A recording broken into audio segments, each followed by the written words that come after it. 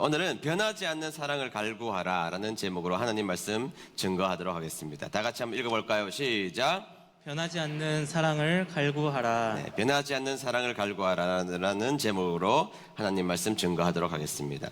오늘은 변하는 사랑을 사랑한 그 삼손의 모습을 조금 더 발전시켜서 그동안 좀 살펴봤던 내용들 중에 조금 더 발전시켜서 오늘 내용을 다시 한번 더 살펴보도록 하겠습니다. 바로 본론으로 오늘은 들어가 보도록 하겠습니다. 첫 번째, 밤을 선택하자 더 깜깜한 어둠이 찾아왔다라는 사실입니다. 다 같이 읽어볼까요? 시작. 밤을 선택하자 더 깜깜한 어둠이 찾아왔습니다. 네, 삼손의 이야기는 밤과 매우 밀접한 관계가 있다, 이렇게 여러 번 제가 말씀을 드렸던 것으로 기억하고 있습니다. 그는 밤에 기생집에 들어갔고, 그리고 들릴라가 삼손의 힘의 비밀을 캐는 그날도 역시 밤이었던 것이죠.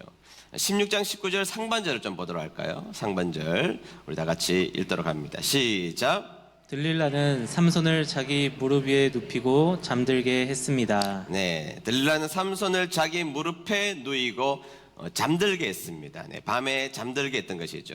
밤을 선택한 그 삼손의 결말이 어떻게 되었을까요? 사사기 16장 21절 상반절 보겠습니다. 21절 상반절 다 같이 읽습니다. 시작. 블레셋 사람들이 그를 붙잡아 그의 눈을 빼고. 네, 자, 원수가 블레셋이라는 그 원수가 삼손을 잡아서 자신들이 생각하는 원수 삼손의 눈을 뺐으니까 뭐 적당하게 찔러서 뭐 눈을 실명시켰겠습니까? 뭐 시신경을 다 드러내지 않았겠어요? 잔인하게 시신경을 드러내서 아무것도 보이지 않는, 빛을 감지하지도 못하게 아마 그렇게 만들어버리고 말았던 것이죠. 결국 삼손은 밤을 찾아다니다가 결국에는 완전히 그의 인생이 빛을 바라보지 못하는 깜깜함 속에 들어가는 존재가 되었음을 밝히고 있다는 것이죠. 삼손은 가장 위대할 수 있었는데 사실은 가장 안타까운 존재가 되어버리고 말았던 것입니다. 왜? 그는 밤을 선택했기 때문이라는 것입니다. 좀 길지만 제가 친구 이야기를 좀 한번 해보려고 합니다. 아마 옛날 교회에 계셨던 분들은 아마 이 이야기를 한번 좀 들어보셨을 수도 있으리라고 생각하는데요.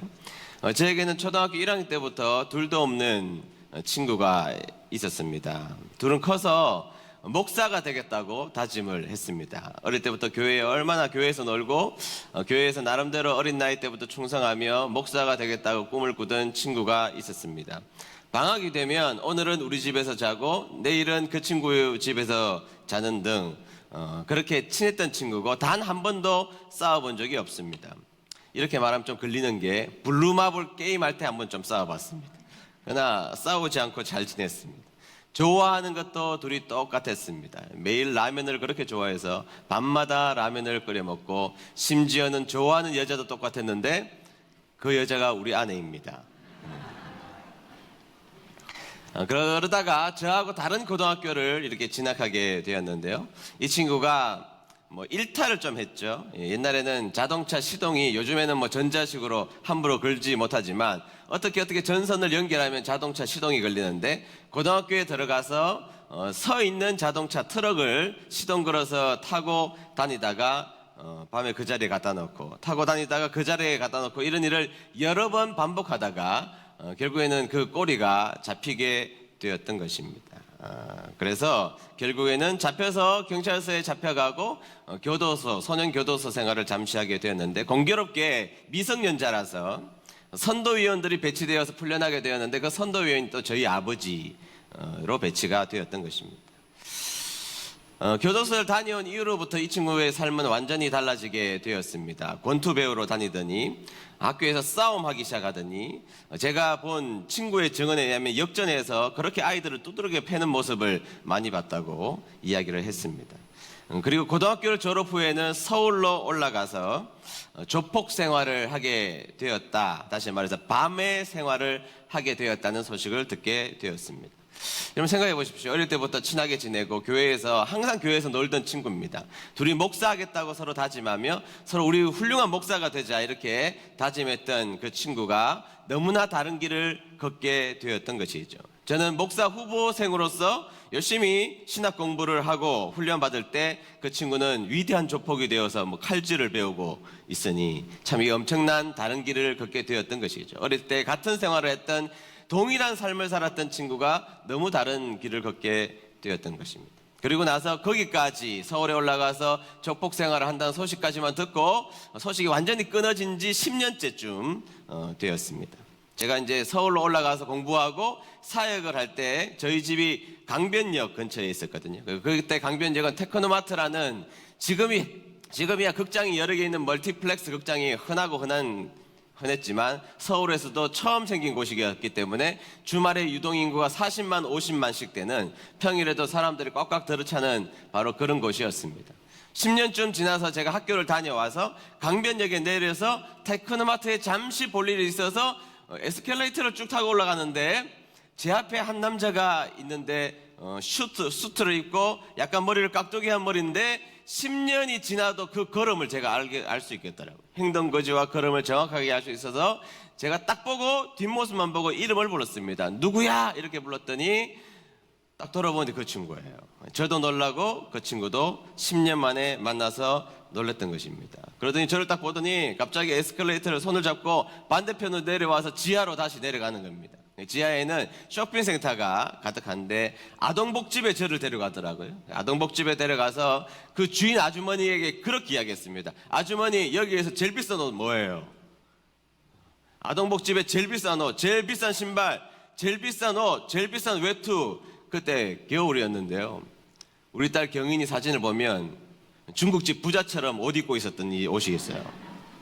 하얀색 밍크 코트로 되어 있는 그 옷, 함부로 사입지 못한 옷인데 그 옷, 제일 비싼 옷, 그래서 한 가방을 두 가방이나 만들어서 저에게 조카 주라고 저에게 손에 딱 쥐어 주었던 것이죠. 저에 대한 소식을 그 친구는 다 알고 있었던 것입니다. 그리고 송파에서 나름대로 사업까지 하는 친구였습니다.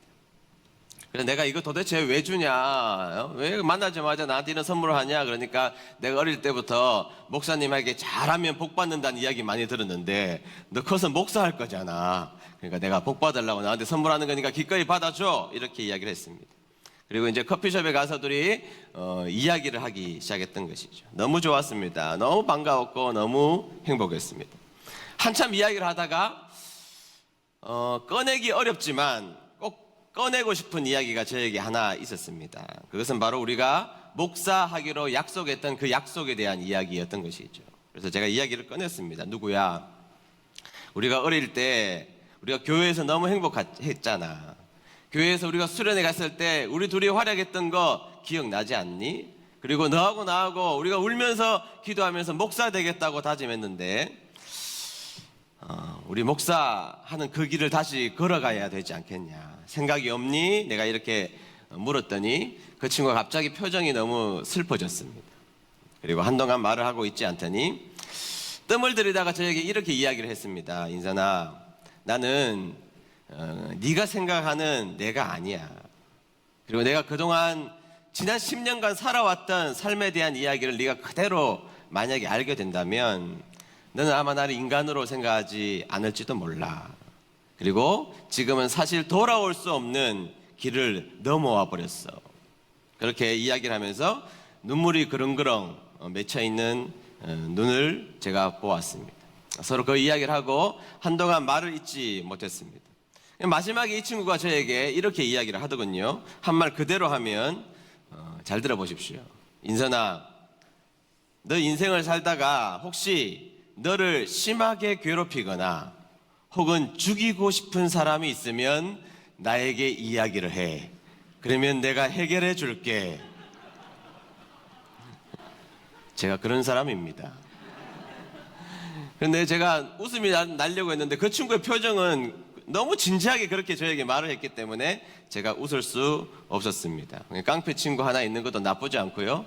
그 쿠폰은 아직 쓰고 있지 않고 여전히 유효하다는 거 기억해 주셨으면 좋겠습니다. 네. 한번 그 깜깜한 어둠의 길로 들어갔던 그 친구는 아직까지 헤어나오지 못하고 지금은 연락이 끊어져 있습니다. 너무 마음이 아팠습니다.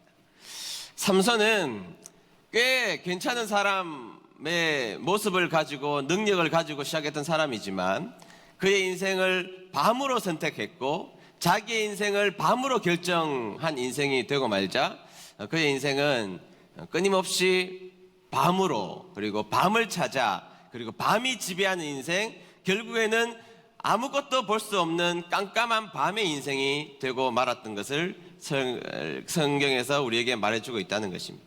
여러분 창조의 이야기 아시죠?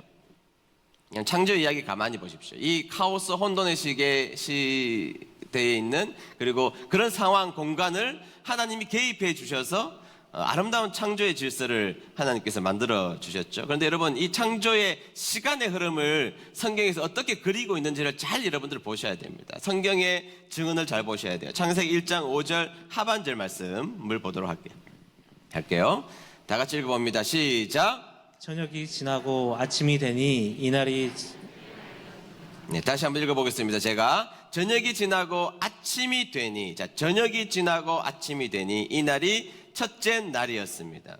여러분 우리가 보통 하루를 이야기할 때 아침부터 저녁까지 아침부터 밤까지를 하루라고 이렇게 묘사하는데 성경에는 굳이 창조의 이야기를 할 때는 창조의 이야기를 할 때만 이렇게 우리에게 증언하고 있습니다. 저녁부터 시작해서 저녁이 지나고 아침이 되니 이날이 첫째 날이었더라.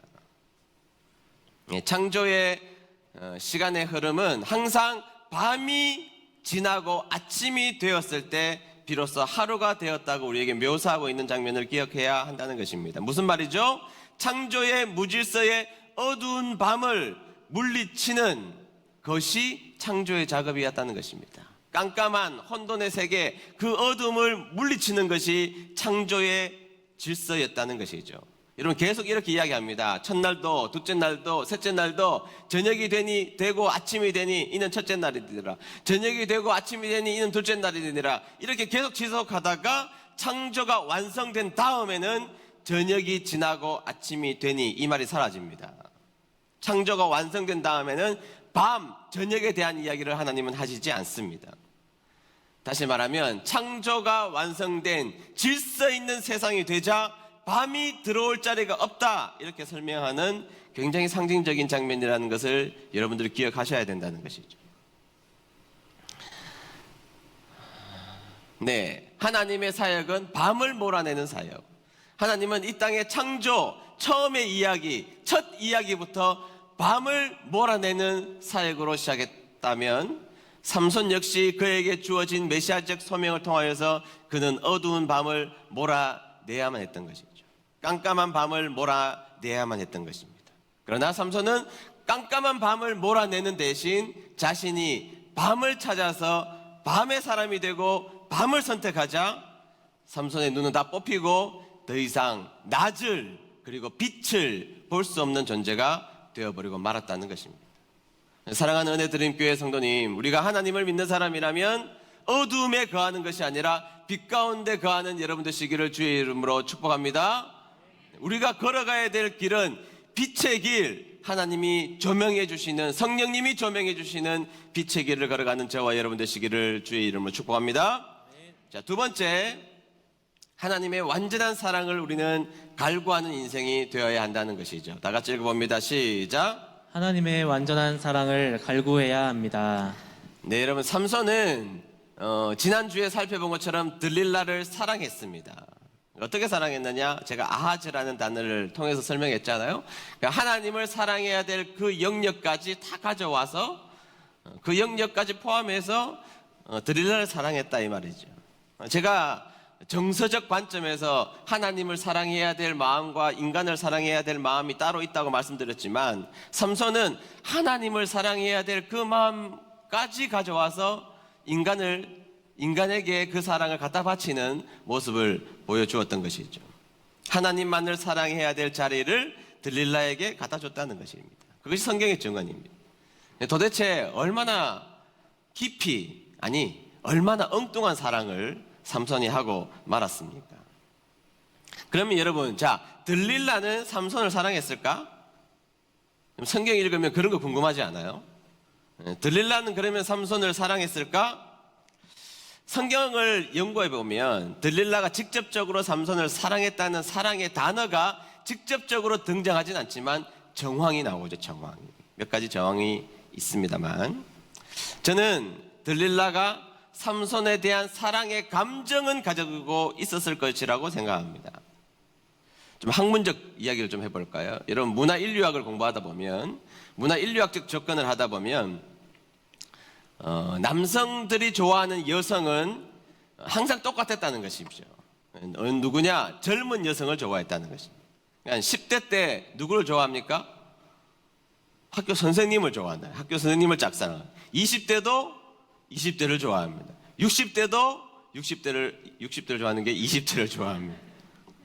제가 그렇다는 게 아니고 문화 인류학 책에 보면 그런 내용들이 나와 있습니다. 왜 그러냐? 그러면 인간은 남자는 속물이라서 그러냐? 그게 아니라 본능적으로 종족에 대한 번식이 잘 될 수 있는 여성들을 선택하게 되어 있다. 좋아하게 되어 있다는 것이죠. 그래서 남자들은 10대든 20대든 60대든 다 젊은 여성들을 좋아하게 되어 있다는 것입니다. 반면에 그럼 여성들은 어떤 남자들을 좋아하느냐? 능력 있는 남성들을 좋아했다는 것이죠. 왜냐하면 자기와 자기 몸에서 태어날 그 자식을 보호해야 이 종족이 유지되기 때문이라는 것입니다. 그래서 여러분 수렵 사회에서는요 근육질 달리기 잘하는 사람을 좋아했습니다. 저 같은 남자는 인기가 없었던 것이죠. 농경 사회에서는 덩치가 크고 힘이 좋았던 사람이 인기가 있었던 것이죠. 근현대에 와서는 아주 머리가 좋은 뇌생남 같은 사람이 인기가 좋았던 것입니다. 지금은 돈이 많은 남자를 좋아한다는 것입니다. 문화 인류학적 접근입니다. 자, 이런 관점에서 보면 삼손은요 꽤 머리가 좋았잖아요. 여러분 성경을 보면 삼손은 굉장히 머리가 좋았습니다. 블레셋 불렀는 거 여우잡아다가 불렀잖아요. 보면 굉장히 머리가 비상했던 사람이라는 것을 볼 수가 있습니다. 이런 관점에서 보면 삼손은 꽤 매력적인 존재죠. 한 사람이 5개의 부족으로 이루어진 연합국가를 그냥 자기 혼자 나가서 때려잡을 만큼 힘이 있고 능력이 있고 머리가 좋았던 사람입니다. 그런 머리가 좋았던 그리고 능력이 있었던 매력이 있었던 이 남자 삼손이 들릴라에게 추파를 던졌을 때 그린라이트를 보냈을 때 들릴라가 그것을 거부하기 어려웠을 것이다. 이렇게 볼 수 있겠죠. 사랑의 감정을 느꼈을 것이라고 봅니다. 좀 이따가 한 번 더 설명하겠지만 그러나 여러분 이 들릴라가 이 사랑의 감정을 그러면 지속했을까요? 5절 보겠습니다. 5절 봅니다. 다 같이 읽습니다. 시작. 블레셋 왕들이 들릴라에게 가서 말했습니다. 삼손을 그처럼 강하게 하는 것이 무엇인지 알아내어라. 삼손을 꿰어 그 이유를 털어놓도록 만들어라. 삼손을 붙잡아 묶을 수 있는 방법을 찾아내어라. 그렇게 해주면 우리가 각각 너에게 은 1,100세겔을 주겠다. 아멘. 자, 당시에 그 블레셋은 독립적 국가라고 보기는 어렵고요. 5개의 부족이 모여서 연합국가를 이루었던 나라들이었다고 볼 수 있습니다.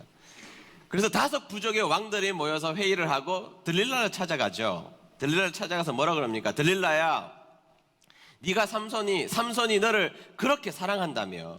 그런데 너 어느 민족이니? 우리 블레셋 민족이잖아. 그런데 지금 우리 블레셋이 완전히 죽게 생겼다. 저 삼손 저놈 때문에 우리가 죽을 지경이야. 삼손 저놈만 없애면 우리 민족이 살 수 있어. 그러니까 애국적 마음으로 삼손의 힘의 근원을 알아다오. 이렇게 말했습니까? 애국적인 마음으로 네가 삼손의 힘을 알아다오. 그렇게 말하고 있지 않습니다. 뭐라고 그러느냐 하면 네가 삼손을 사랑하는 거 알아. 그러니까 공짜로 부탁하는 거 아니야. 이런 의미죠. 공짜로 부탁하는 것이 아니야. 네가 삼손 사랑하는 거 내가 알아. 그러니까 공짜로 그렇게 해달라는 게 아니야. 네가 그렇게만 해준다면 우리 5 부족이 은 1,100세겔 즉 5,500세겔을 너에게 줄게. 알았지?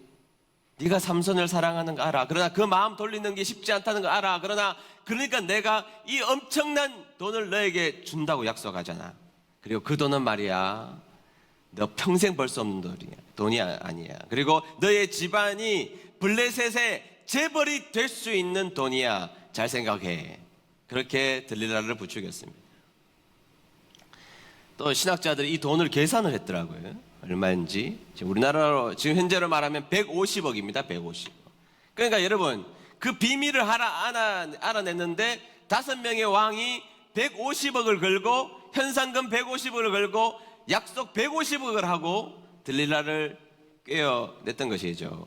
여러분, 들릴라가 삼손을 사랑하지 않았으면 협박만 하면 됩니다. 너 그렇게 안 하면 너의 가족을 내가 짓밟아 버릴 거야. 협박만 하면 됩니다. 그러나 사랑의 힘은 위대했기 때문에 그렇게 하지 않고 엄청난 돈을 약속합니다. 사랑의 마음을 되돌리기 위하여서는 김중배의 다이아몬드가 필요했던 것이 아니에요? 모르십니까? 장안목인가 소설을 보십시오. 그 다이아몬드를 얼마나 멋지게 그리고 있는지 보세요. 그 반짝반짝 그리는 다이아몬드를 어떻게 그리고 있는지 여러분, 근대사의 유명한 소설인데 우리가 읽어봐야죠. 김중배가 그 마음을, 여자의 마음을 돌리기 위해서 다이아몬드가 필요했던 것처럼 사랑의 마음을 돌리기 위하여서 150억을 걸었던 것입니다. 여러분, 150억이면 5억짜리 아파트 30채입니다. 1년에 1,000만씩 쓰면 이자 빼고도 130년 쓸 수 있습니다. 130년 쓸 수 있어요. 우리 은혜 드림교회는 안 놀래니까. 네. 블레셋의 재벌이 될 수 있는 기회가 다가오자 들릴라는 자신의 사랑을 거두고 삼손을 버립니다. 그리고 어떻게 버리죠? 성경을 잘 보면요, 자기의 무릎에 누인 상태에서 버립니다. 사랑의 모습을 그대로 유지한 채 삼손의 눈이 뽑히도록 내어주는 사람이 잔인한 사람이 되어버리고 말았던 것이죠. 여러분, 세상의 사랑은 변합니다. 변해요. 삼손이 들릴라를 사랑할 때에 하나님의 마음을 가지고 다가왔습니다. 들릴라도 물론 삼손을 사랑했을 겁니다. 그러나 150억의 현상금 앞에 그는 삼손을 무릎에 누인 채 그를 버리고 말았던 것입니다. 세상의 사랑은 변합니다. 그렇게 사랑했던, 애틋했던 그 대상이 구질구질하게 보이는 그 순간이 되면 버리든지 버리고 싶은 마음이 들든지. 인간을 근거한 사랑은 너무 쉽게 변하기도 하지만 때로는 내가 지키려고 아무리 노력해도 지킬 수 있는 힘과 능력이 내 속에 없다는 것을 어느 순간에 발견하게 됩니다. 내가 지킬 힘이 없구나. 내가 사랑하지만 이 사랑을 지속시킬 능력이 내 속에 없다는 것을 우리는 알게 된다는 것이죠. 여러분, 그래서 우리는 하나님의 사랑에 귀속되어야 합니다. 하나님의 사랑을 바라보며 살아야 되고 하나님의 사랑을 의지하며 살아야 되고 내 속에 힘이 없기 때문에 내가 이웃과 내 주위에 있는 사람을 사랑할 수 있는 힘이 없기 때문에 하나님 의지하는 힘으로 이웃을 사랑하고 하나님 사랑에 귀속된 사랑으로 주위를 사랑해야 할 수 있다는 것이죠. 그게 필요한 것입니다. 변하지 않는 사랑을 끊임없이 부딪혀야 우리도 변하지 않는 사랑의 흉내라도 낼 수 있는 것이 우리들의 모습이라는 것이죠. 여러분, 마태복음 5장 39절 하반절부터 나오는 말씀을 한번 보시죠. 여러분 잘 알고 있는 말씀입니다. 다 같이 읽어볼까요? 시작. 만일 누가 내 오른쪽 뺨을 때리거든 다른 뺨도 돌려대라. 만일 누가 너희를 재판에 걸어 내 속옷을 가지려고 하거든 겉옷까지 내어 주어라. 만일 누가 너를 강제로 약 1.5km를 가게 하거든 그와 함께 약 3km를 가 주어라. 아멘. 자, 우리는 이 구절을 마주 대할 때 어떻게 생각하냐면 하나님은 원수를 사랑하는 방법을 우리에게 가르쳐 주셨다, 이렇게 말씀을 하시는 분이 있습니다. 물론 그것도 타당성 있는 말이라고 생각합니다. 원수를 사랑하는 방법, 원수를 사랑하는 방법이 뭐냐? 이웃을 사랑하는 방법이 뭐냐? 특별히 나에게 해코지 않는 사람들을 사랑하는 방법이 뭐냐? 오른뺨을 때리거든 다른 뺨을 돌려대라. 재판을 걸어서 속옷을 속옷을 가지려고 하거든 겉옷까지 내어줘라, 등등. 이것을 원수를 사랑하는 방법을 하나님이 우리에게 가르쳐 주셨다고 생각하는 경향이 있지만 사실은 이 장면은 예수님의 모습을 그린 것입니다. 예수님의 사랑을 그린 것이죠. 여러분, 예수님은 죄 없으신 분인데 뺨 맞으셨죠? 침뱉음을 당하셨습니다. 그런데 여러분, 더 나아가서 창에 찔리시고 십자가에 죽으셨습니다. 예수님의 모습이에요. 죄 없으신 그분이 재판 당하셔서 그의 옷이 제비 뽑혀 빨가 벗기셨습니다. 수치를 당하셨다고요. 예수님의 사랑입니다. 그리고 실패한 멍충이 바보, 그래서 예수님의 말씀을 기억도 못하는 엠마오로 가는 실망한 제자를 혼내시는 것이 아니라 그 길을 안타까워하시면서 끝까지 걸어가 주셨습니다. 이 구절은 원수를 이렇게 사랑하라는 방법을 가르쳐 주신 것이 아니라 예수님의 사랑을 그리고 있는 장면인 것이죠. 저 못난 인간들에게도 변하지 않는 예수님의 사랑을 표현한 말이고, 그리고 나서 우리가 생각해야 될 것이 있다면 그렇게 우리를 사랑하신 예수님의 변하지 않는 사랑에 내가 귀속돼서 나도 그 흉내를 내보자고 말하는 것이 옳은 것이죠. 예수님의 사랑인 것입니다. 여러분, 우리는요, 사랑하겠다고 마음을 먹다가 뺨 맞으면 그 사랑을 버려버리잖아요. 사랑하겠다고 마음을 먹었다가 내 것 뺏어가면 그냥 버려버리잖아요. 그런데 예수님은 그러지 않았다는 것이죠. 내가 사랑하려고 좀 도와줬는데 더 많은 것을 요청하면 버려버리잖아요. 그게 우리들의 마음이란 말이죠. 그러니까 예수님은 변하지 않는 사랑으로 사랑하셨고, 그리고 우리는 그 흉내를 예수님의 사랑에 귀속되고 포함되어서 그 사랑의 흉내를 내면서 살라고 말씀하신 장면인 것이죠. 기억해야 합니다. 여러분, 우리가 의지해야 될 대상은 들릴라가 아닙니다. 우리의 사랑을 전폭적으로 줘야 될 대상은 하나님밖에 없다는 것을 기억하는 여러분 되시기를 주의 이름 축복합니다. 사람들 사이에서 많이 하는 이야기가 뭐죠? 실망했다는 말입니다. 실망했다. 목사님, 저 정말 실망했어요. 목사님, 정말로 저는 그 사람에 대해서 실망했어요. 네, 그 마음 자체를 이해하지만, 그러나 여러분, 더 한 걸음만 더 나아가면 우리의 사랑은 제한적이고 능력 없고 역시 나의 사랑 때문에 다른 사람도 실망하고 있다는 것을 기억해야 된다는 것이죠. 그래서 우리는 변함없으신 주님의 사랑으로 귀속되는 인생, 주님의 사랑으로 들어가는 인생, 주님의 사랑을 바라보고 흉내내는 인생, 그 인생이 되시기를 주의 이름으로 축복합니다.